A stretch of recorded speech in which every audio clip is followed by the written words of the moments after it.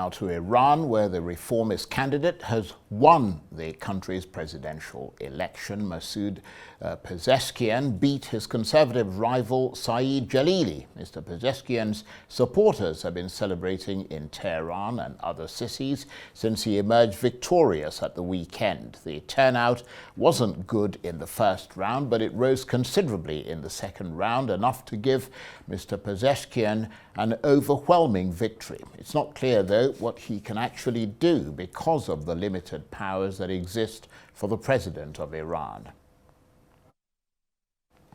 With more on this, I'm joined now on the line from Italy by Samira Ardalani, who's a member of the Association of Young Iranians Living in Italy and is a supporter of the National Council of Resistance of Iran. Thank you very much indeed for joining us. So what's your reaction to the emergence of Masoud Pezeshkian as Iran's new president?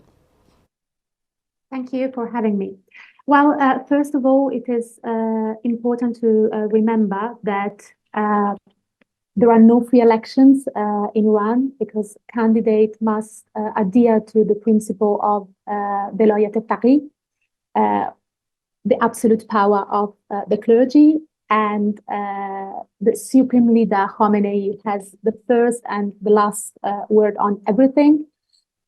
Plus, their candidature must be ratified by the Guardian Council. The Guardian Council consists of 12 members, 6 of whom are appointed directly by the Supreme Leader, while the other 6 are appointed by the head of the judiciary, who is appointed, however, by the Supreme Leader. So we're really talking about selections within a small circle of loyalists who are may have slightly different views on how to keep the regime going, but who in fact share the same principles. It is also important to note, talking about numbers, that according to the report released by the PMI social headquarters inside Iran, the actual number of participants in the second round of this of the regime's presidential elections, so-called elections, was 5.5 million people. This means that according to this data, only 9% of eligible voters actually voted, and that 91% of eligible voters boycotted this farce. This data is based on a scientific sampling and monitoring of 2,000 polling stations in 248 cities and 60 villages in all 31 provinces of the country. This monitoring was carried out by members of the resistance units and PMI supporters inside Iran for a period of 16 hours. The total number of voters in the aforementioned 2,000 stations was 188. Okay. Well, I think we've sort of, I apologize for interrupting you there. I think we've got the gist of what you're saying. But I'm just curious to know why, in spite of all the things you've said, why Mr. Pezeshkian was allowed to stand, because clearly there are huge limitations imposed on the choices put in front of the Iranian people. Yet here is a reformist who eventually finds his way through to victory. Yes, of course.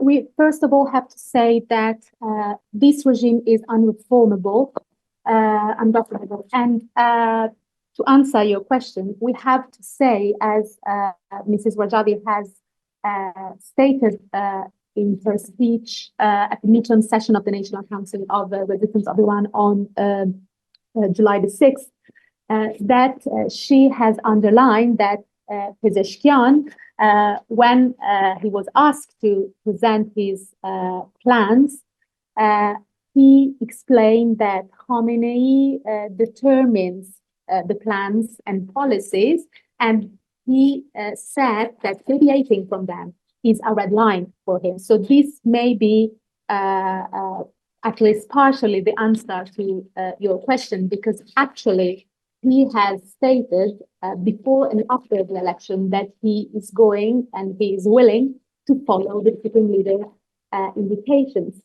So this is the key point.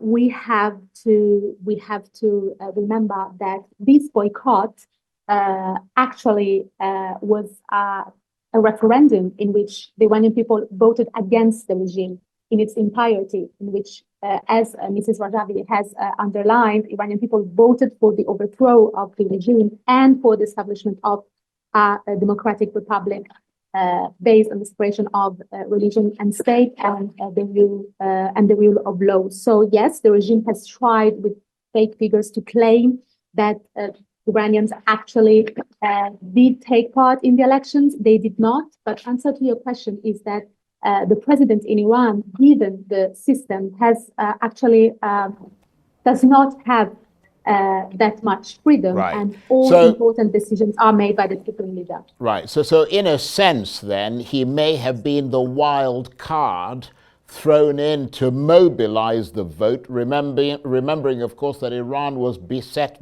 with those sort of Mahsa Amini protests recently.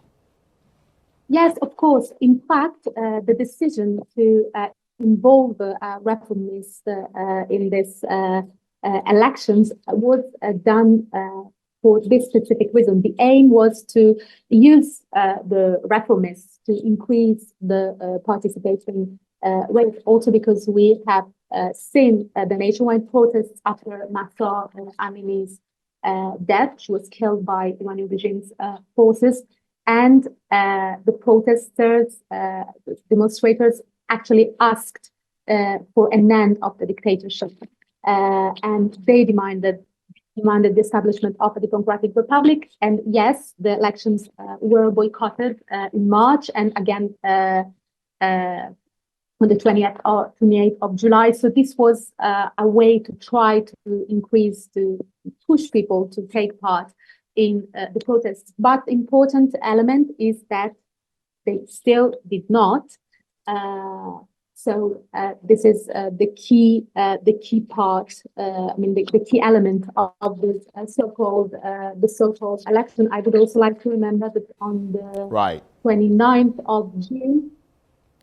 Okay, just briefly. I mean, on the domestic front, are we likely to see some social moderation to give people breathing space after those Mahsa Amini protests, or you don't think anything at all will change? Probably nothing at all will actually change, as Mrs. Rajavi has already underlined. But it is also important to underline Mrs. Rajavi and resistance and the Iranian resistance position on this topic. So if and this is not the actual situations, we are not going to see changements. But if he is an actual reformist, well, then if he's not completely loyal to the supreme leader Khamenei, contrary to his own words, he could be tested with a few very clear and specific actions. He could, first of all, actions that are actually articulated in Mrs. Rajavi's 10-point plan for free Iran. He could announce the cancellation of the mandatory hijab and disband all patrons that suppress women. He could release all political prisoners who are currently in jail and open prisons to international fact-finding missions. He could abolish the death penalty and all forms of inhuman punishments such as torture, flogging, limb amputation, remove internet restrictions, clear universities of representative of the Basij, IRGC, and intelligence ministry operatives. He could disband the regime's so-called revolutionary courts. He could secure the rights of workers, employees, educators, and decrease the prices of essential goods and public services, dissolve the Guardian Council, and renew parliamentary elections without requiring adherence to the Velayat al-Faqih, emphasizing free speech and Assembly. So, as had already been stated on the Right. 20th. Well, I have to say that's a very long list of things you'd like him to do, but obviously, I mean, you know, it is up to you. Obviously, you put your points across, and we'll see how things evolve from here. But I want to thank you very much indeed, Samira, for taking the time to talk to us and explaining things to us from an Iranian's perspective. Samira Ardalani is a member of the Association of Young Iranians living in Italy, and she's a supporter of the National Council of Resistance of Iran.